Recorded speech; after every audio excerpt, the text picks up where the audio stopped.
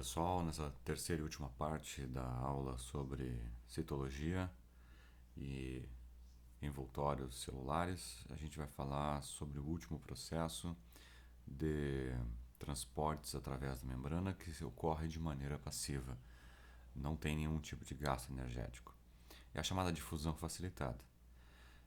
A difusão facilitada ele é um tipo de processo na qual ele obedece também às mesmas regras da difusão. Sai de um meio de maior concentração e vai para um meio de menor concentração. A tendência sempre, lembrando, é fazer com que os dois meios se tornem isotônicos. Tá? Então sai de um meio hipertônico, vai para um meio hipotônico. Acontece que algumas substâncias elas têm certa dificuldade para fazer a travessia, né, pela membrana plasmática. Nisso, o processo evolutivo colaborou com alguns tipos de proteínas de transporte. Então, algumas proteínas de transporte, como estão aqui representadas na figura ao lado, esses canais róseos, né, eles fazem a passagem seletiva de alguns íons, de alguns aminoácidos, gases, como oxigênio, dióxido de carbono. E esses elementos que estão passando aqui, eles normalmente passariam pela membrana plasmática, mas não de um certo volume em que a célula poderia ter seu metabolismo 100% operante. Então, esse processo da difusão facilitada, ele faz com que a célula tenha alguns tipos de substâncias e em velocidade e em quantidade aceitável para o seu metabolismo, tá bem? Bom, esse foi o último processo de transporte passivo. Passivo não gasta energia nenhuma, tá bem? Vamos começar a falar um pouco sobre os processos de transporte ativo. O primeiro deles é sempre falado em qualquer livro de ensino médio. É a chamada bomba de sódio e potássio. Existem vários tipos de bombas pelas membranas das células, mas a mais famosa, presente em todas as tuas células, é a chamada bomba de sódio e potássio.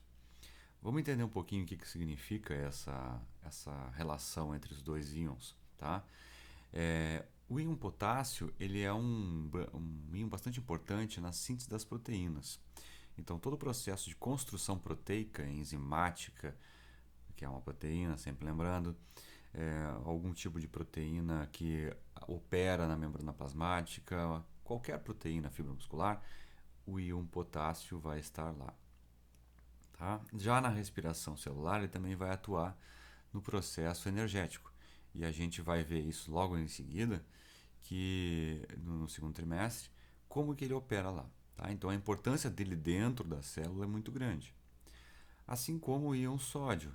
Ele é um íon que ele é um equilibrador, vamos dizer assim. Tá? Ele resolve o chamado problema osmótico de hipertonia intracelular. Quando a célula fica muito hipertônica, né, fica muito concentrada, ele vai sair da célula para poder deixar a célula mais isotônica, né, levando a célula para a isotonia. Mas esse processo de entrar e sair, nota que, como eu falei, o sódio ele resolve o problema osmótico saindo da célula. E o potássio ele é muito importante dentro da célula. Então, existe um tipo de processo que atua contra o gradiente de concentração. Quando se fala em gradiente de concentração, é a tendência natural. Tá? A tendência natural de um soluto é sair do meio de maior concentração e ir para o de menor concentração. Aqui a coisa vai funcionar diferente. O processo da bomba de sódio e potássio, por gastar energia, ele vai gastar uma energia para fazer o contrário. Isso nós chamamos, e tu vais ver escrito em vários livros, qualquer livro que tu pegar, questões de lista de exercícios, falando contra um gradiente de concentração. Olha só, nós temos aqui na membrana plasmática, na figura da direita, nós temos aqui uma proteína, tá? Um esquema de uma proteína, e tu vais observar que ele tem uns certos desenhos aqui, né? Uns entalhos, vamos dizer assim, né? São chamados sítios de conexão. Assim como também tem aqui os sítios de conexão para o íon, no caso lá de fora, potássio. e o lado de dentro o íon sódio, tá?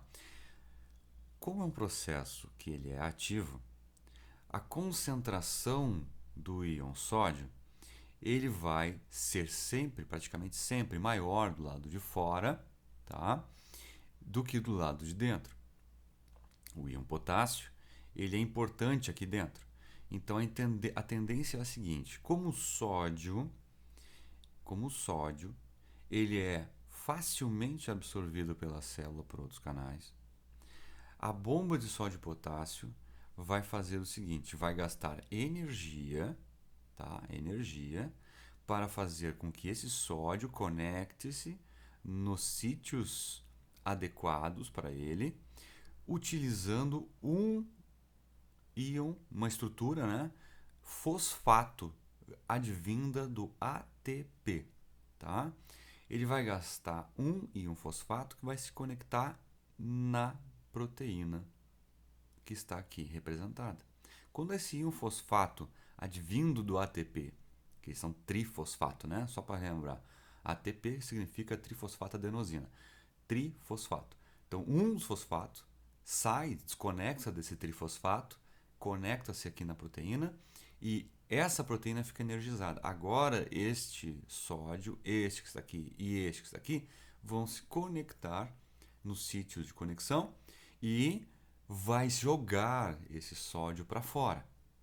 Ainda o fosfato conectado aqui na proteína, esses potássios que estão do lado de fora, que têm a tendência a sair da célula com bastante facilidade, eles são necessários dentro. Então, portanto, a energia que está conectada aqui com o íon potássio, ele vai fazer com que esses potássios aqui vão se conectar nos sítios. E com isso entra o potássio para dentro.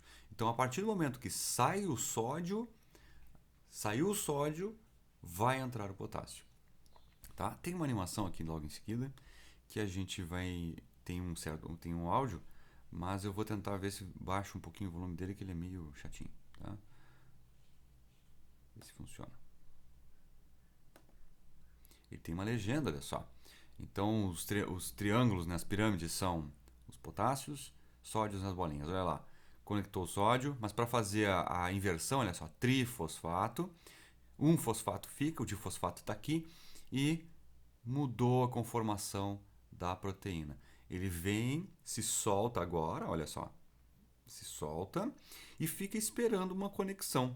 Quem está energizando essa proteína é o íon fosfato. Espera a conexão com quem? Com dois potássios. A partir do momento que esses dois potássios se conectaram, o íon fosfato desenergiza-se.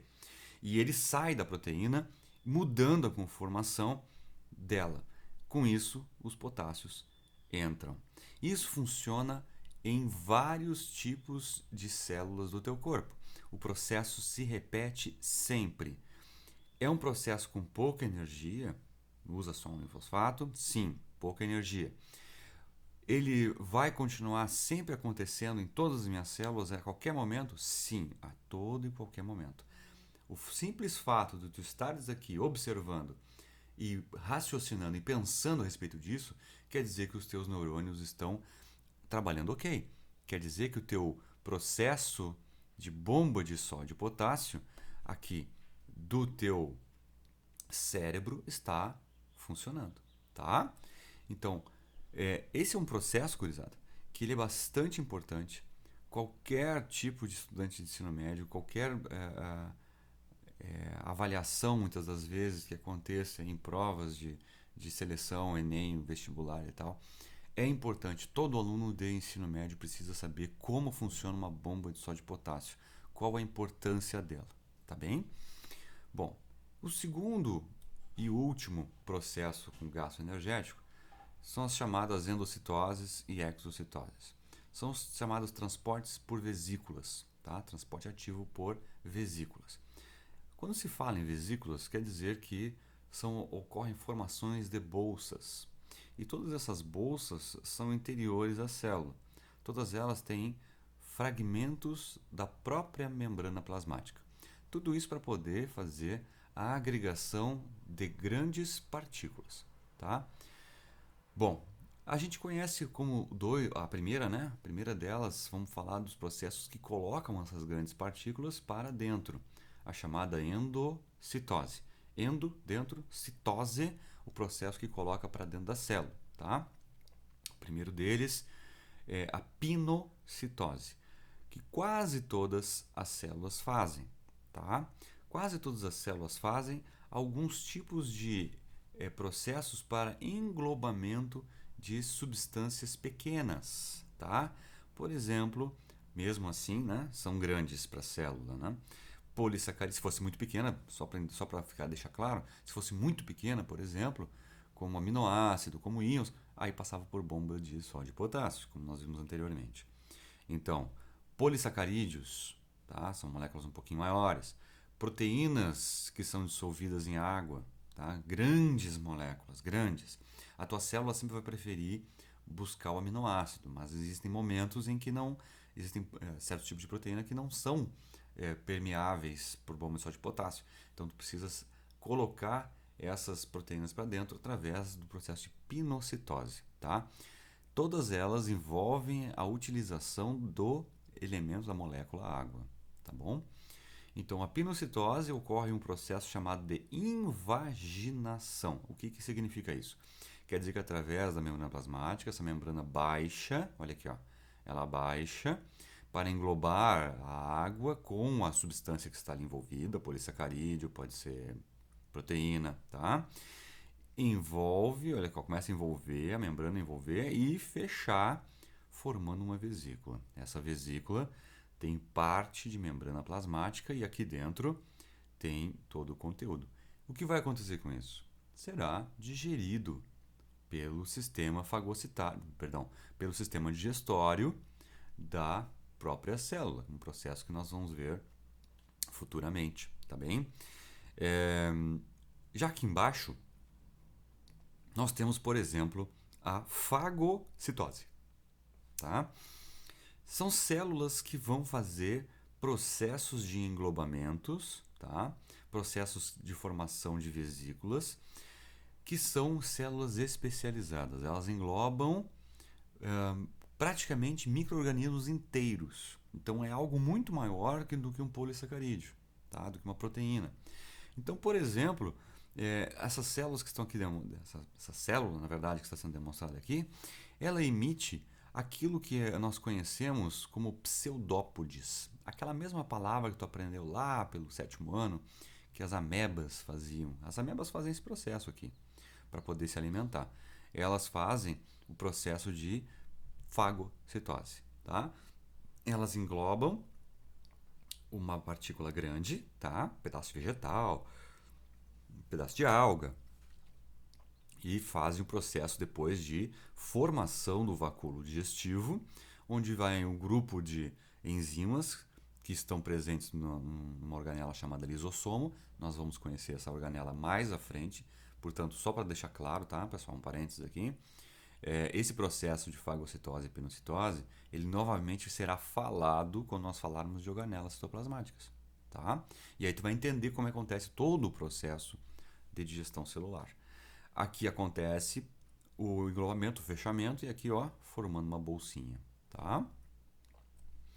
A fagocitose está aqui, ó, mostrando uma célula que eu sempre costumo mostrar nas aulas, tá? Uma célula fagocítica, tá? Ou seja, a célula que faz processo de fagocitose, e pode ser, por exemplo, uma célula tua de defesa, tá? Então, como é que acontece? Aqui tem um patógeno, pode ser um esporo de fungo, pode ser uma bactéria, um vírus, seja o que for, tá? O patógeno está aqui. Sentindo a presença, a célula que é especializada em fazer fagocitose, uma célula de defesa, vai emitir os pseudópodos. Ela sente a presença devido a alguma manifestação química do patógeno ou algum simplesmente toque mecânico.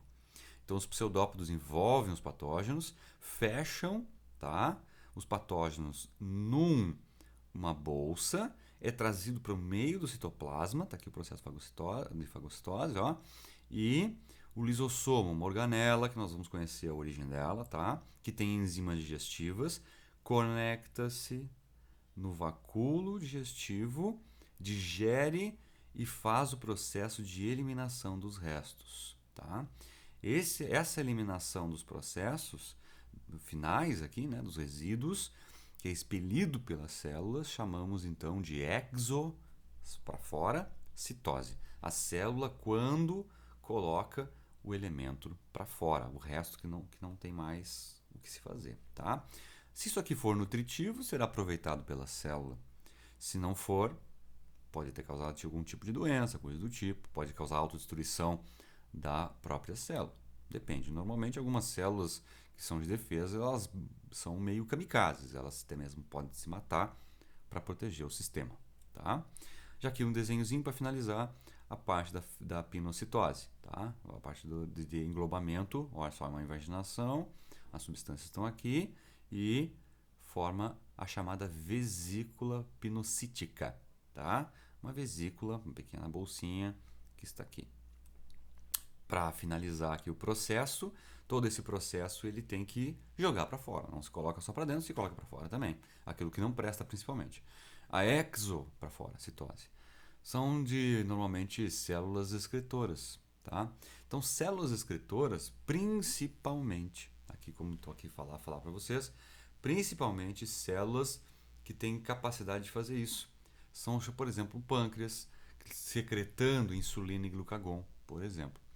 E algumas delas fazendo, como eu mostrei no slide anterior aqui, ó, na ideia anterior, ó, com a fagocitose, fazendo essa exocitose, finalizando o processo da digestão celular. Essa plasmocitose é um outro nome também antigo, falava-se bastante nisso. E nós temos aqui então, esse processo que ele é visualizável através de um grupo de organelas, que nós vamos conhecer o nome delas, chama-se retículo endoplasmático granuloso, tá? Ela libera uma vesícula de transporte que vai para outra organela chamada complexo de Golgi. Ele vai produzir bolsas pequenas, os chamados lisossomos, que vão atuar no processo de